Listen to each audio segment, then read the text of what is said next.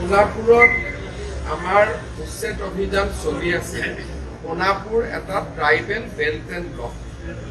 Tribal belt and ব্লকত অতি শান্তিপূৰ্ণভাৱে আমাৰ উচ্ছেদ অভিযান চলি আছিলে আৰু ৰাইজ যিসকলে মাটি দখল কৰিছিলে তেওঁলোকে দৰং জিলা আৰু মৰিগাঁও জিলাৰ নিজৰ নিজৰ অৰিজিনেল ঘৰলৈ উভতি গৈছিলে। আজি ৰাতিপুৱাৰ পৰা কংগ্ৰেছ দল যেতিয়াৰ পৰা তেওঁলোকে এই উচ্ছেদক বিৰোধিতা কৰিবলৈ আৰম্ভ কৰিলে তেতিয়াই এচাম মানুহ উগ্ৰ হৈ পৰিল। আপোনালোকে যদি চাই যে বিৰোধী দলপতিয়ে 10টা 10:30 বজাৰ পৰা এই এভিকশ্যনটো বিৰোধিতা কৰা আৰম্ভ কৰিলে।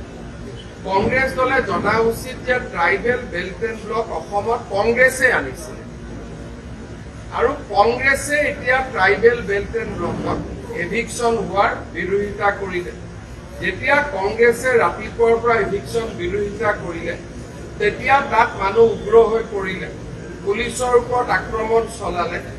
আমাৰ চাৰ্কুল অফিচাৰ, আমাৰ তাৰে থানাৰ অচি আৰু ডিচিপি গোটেইসকল ঘায়েল হ'ল। পুলিচেও প্ৰত্যুত্তৰত গুলী চলাবলগীয়া হ'ল। 2জন লোক নিহত হৈছে আৰু 7জন লোক আহত হৈছে আৰু 22গৰাকী আৰক্ষী এই গোটেই ঘটনাত আহত হৈছে। উচ্ছেদ অভিযান চলি আছে। চৰকাৰী মাটিখিনিত আমি উচ্ছেদ সম্পূৰ্ণ কৰিছো। যিসকলে মেডি পট্টাত আহি বহিছিলে তেওঁলোকক এতিয়া আঁতৰি যোৱাৰ নটিচ দিয়া হ'ব। গুৱাহাটীৰ একেবাৰে লগত আজি যি ধৰণে সংগঠিত আক্ৰমণ হ'ল সি আহিবলগীয়া দিনবিলাকৰ পৰিৱেশৰ বিষয়ে আমাক আকৌ এবাৰ ভবাই তুলিছে যে আহিবলগীয়া দিনবোৰ কিমান ভয়ংকৰ হ'ব পাৰে।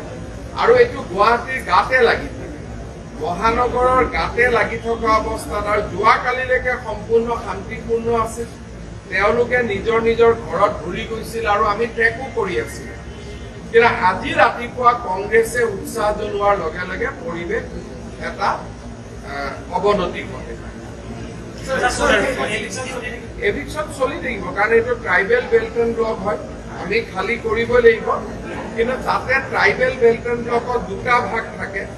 চৰকাৰী মাটিত আমি নটিচ নিদিয়াকৈ উচ্ছেদ কৰিব পাৰোঁ, কিন্তু মেডি পট্টাৰ মাটিত আমি নটিচ দিব লাগে। এতিয়া মেডি পট্টাৰ মাটিত আমি নটিচ দি এভিকশ্যন কৰিম।